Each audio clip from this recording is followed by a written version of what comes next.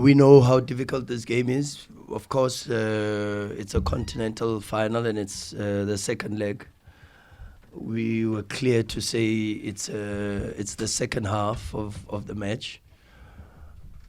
And we are also understanding that it's our first, as I said already to you guys, our first final in 7 years since 2016 against a team that's played the last 2 Champions League finals and won one. They've been in the last 7 semi-finals, in the last 8 Champions League semi-finals. So it's a team with experience of playing these type of games and high-profile games. They come to South Africa for sure with the advantage of the scoreline. But we take a lot of confidence from our performances because I think we are the second team in the last, I don't know how many years, to go to Wydad and dominate the ball. We had more ball possession than them. We had more passes than them. And so that gives us confidence in our performance that we know we can play better and we can play better in front of our crowd and we will play better in front of our people. But we know how difficult the assignment is and we're looking forward to it. Definitely it's going to be a tough game. Obviously it's a tough game because 2 teams that are good are playing each other. And for us as a team, we're looking forward to the game. We know what to expect and we know what to do. And obviously we need to play well in front of our supporters. And we know that with their support, that's where we play our beautiful football and try to win the game. There's an old adage, and I got it. I shared it with the players. I get it from listening to all these people, and I think it's one of Oprah Winfrey's, or maybe even Cristiano Ronaldo, if I'm not mistaken. But it's a very famous adage that says, luck is when preparation meets opportunity. And so I always just try to prepare myself for everything that I know I have to do. So I know I have to deliver a team talk to my players, so I prepare for that. I know that I have to deliver a training session, so I prepare myself for that. I watch the games, I watch the sessions, I watch and make sure that I'm prepared. I know I'm going to have to sit in front of the press. And so I prepare myself for that, and that's what I try to do. I'm not always in that space, of course, because sometimes the questions in the pressers are a little bit different to what you prepare, and then you've got to think a little bit on your toes. But that's like the football match, you know. Sometimes the game plan doesn't go exactly the way you guys had thought it would, and then you've got to come up with solutions. And this Champions competition, the AFL has shown us how many times against Petro we had at halftime we had to switch and change and find solutions. Against Al Ahly we had to switch and find solutions. So I expect the same even for tomorrow's match for sure. It's too early for me to say anything because I've still got another training session tomorrow. So it's too early to say, you know. The medical department is doing such an amazing job. But of course, players respond differently to the recovery protocols. And we just have to be a little bit more patient. We'll see. I think I've got one more training session tomorrow to have a look and to see, and then I think together with the rest of the technical staff we'll make a decision. But I think the list is still the same. It's still the same players that were out injured. They're still at the same stages of their rehabilitation as we went into the first leg. It's been difficult, but obviously I need to respect the coach's decision and try to help the team. That's my duty. And with the help of the guys, I was trying to push myself, and the guys, they were always supporting me. And for me, it's all about the team. Themba Zwane has come under a lot of undue criticism for the performances, and in my opinion, I think he's been fantastic. You know, I'm asking a 34-year-old to play in a different orientation. So imagine for the last 10, 15 years, he's playing as a 10. At 10, his orientation of the pitch is this way towards goal. And now all of a sudden the coach says, hey, I need you to play as a 9. So his orientation, his back is towards the goal. And for a player of his magnitude and his stature, the leader, the profile, to humbly accept to play in a different position and to be asked to do different things that he normally wouldn't do, shows the amount of humility, but also shows you the character. Now you probably understand why over the last, what is it, 12, 13, maybe 14 years, he's been one of the best players in South African football, because of his human qualities. And I think he's been amazing. I think he's really he's run his legs off. He's helped with certain defensive organizational schemes that we set up.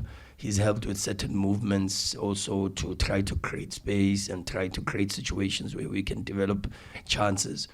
And of course, it's not his position, and so he's not going to be a specialist in that area. But because he's intelligent enough, he can navigate and find himself in situations. And I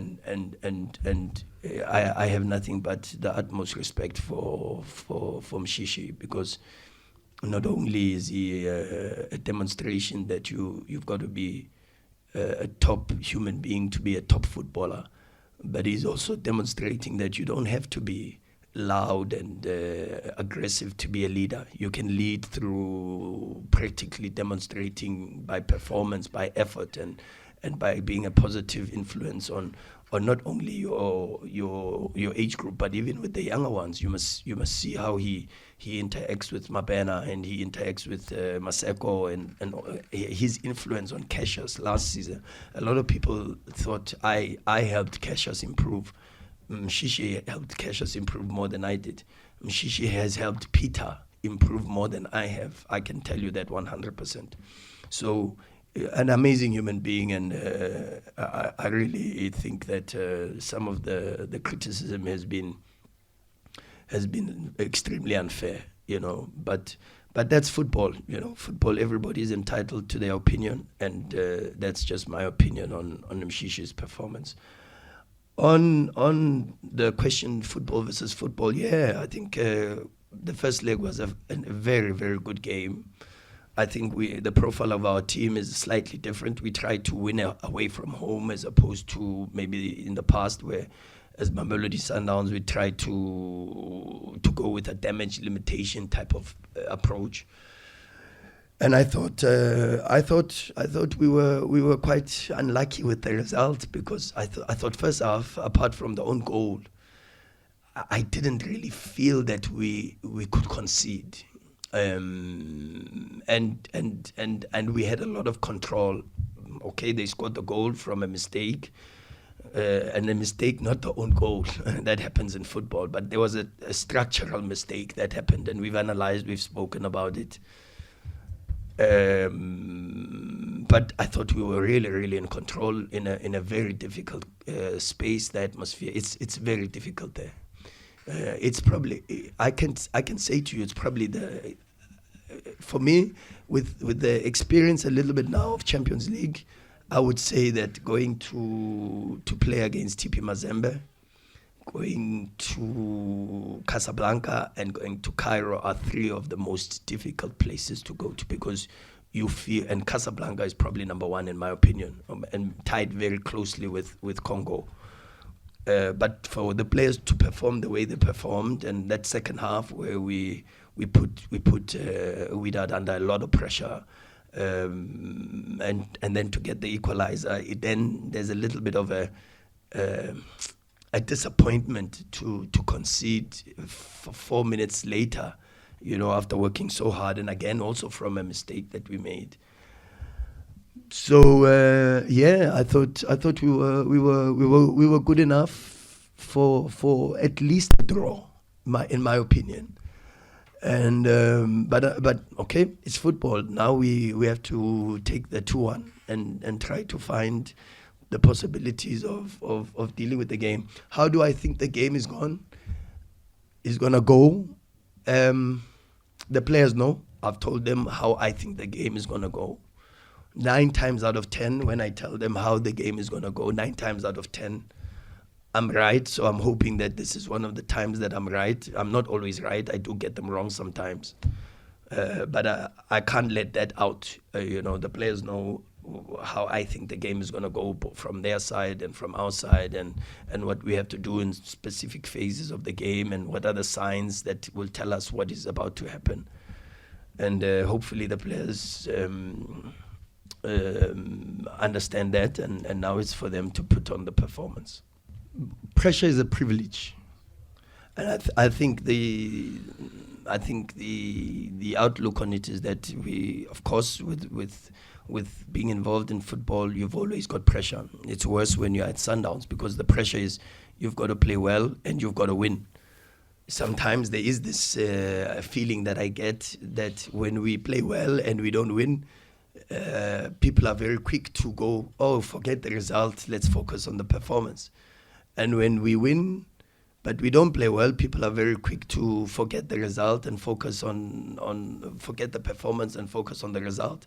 And that's the pressure at Mamelodi Sundowns. It only comes because we've set the expectation that we can play well and win. We've shown that we are capable of doing that.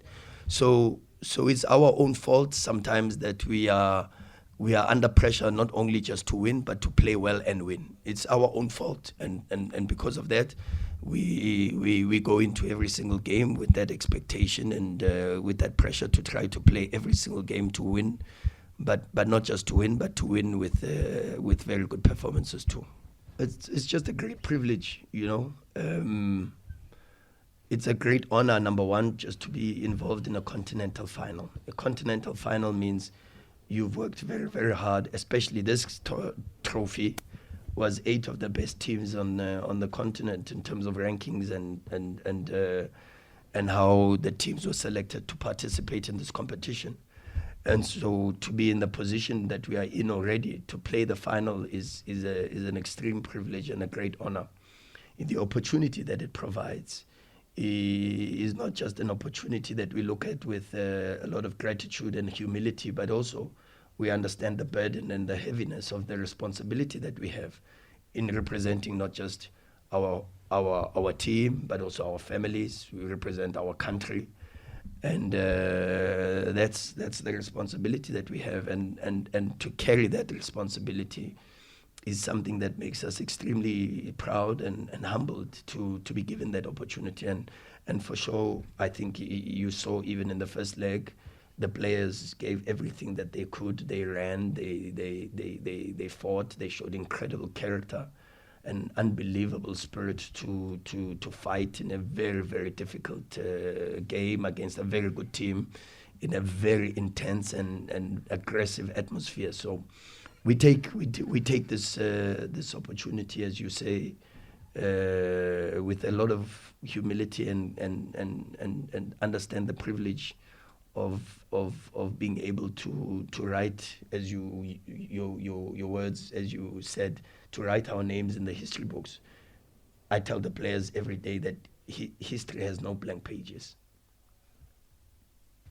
Obviously, Jabran is a good player, but for me, whether he's there or not there, the only thing that we focus on is the plan of the team and the mission of the team, try to win the game. That's all. Yeah, do I think that this competition will replace the Champions League? I wish I was a very, very good, what do you call them? These fortune tellers. Yeah, no, Sangoma is, but I wish I was a very good fortune teller and I could tell you the future. But I really don't know. All I know is that this is a fantastic initiative. I think the objectives are very, very clear. I've said it so many times, and we are just privileged and honored to be part of this tournament this time around. I always say it. I say it to the players. I say it to you guys in the media. It's not like what I say to you, I don't say to the players. The game of football belongs to the players. We are just there to support and to facilitate, to help improve the players, to improve the performance of the team, and try to help the players. And so my answer to your question is, it would mean the same to me as it would mean to Mishi and the rest of the group. And the entire Mamelodi Sundowns family, because I'm part of the family. I'm a mere employee of an organization that wants to win and succeed in